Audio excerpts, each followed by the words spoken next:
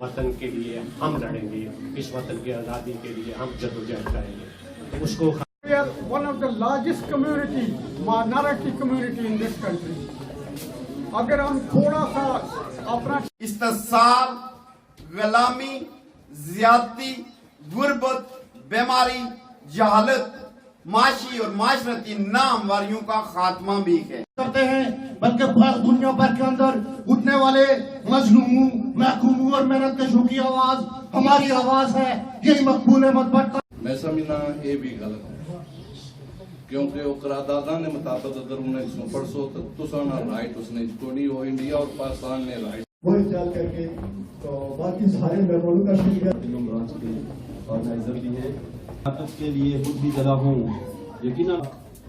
جناب ایاز خان صاحب کو جموں کشمیر لبریشن فرنٹ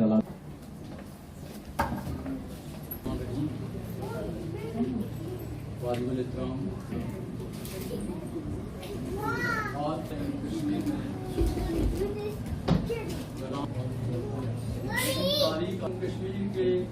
تو جو کشمیر کے مسئلے کی وجہ سے جو عالمی سامراج کا چھوڑا ہوا فتنہ تھا اس کو ختم کرنے کے لیے ارب سے زائد انسان ہیں, ان کو جبر ہم یہ سمجھتے ہیں کہ شہید مقبول بٹ ایک رہبر اور رہنما تھے, بلکہ ہم یہ سمجھتے ہیں ان کے لیے اسی سوچ کو لے گئے ہوئے جموں کشمیر کے لوگ کے لیے اس دائیں ملک کو لے کر اس دائیں ملک کو آگے بڑھنے کے لیے ہم نہیں تھی, بلکہ ہم ہندوستان اور پاکستان کی جو محنت کش آزادی کو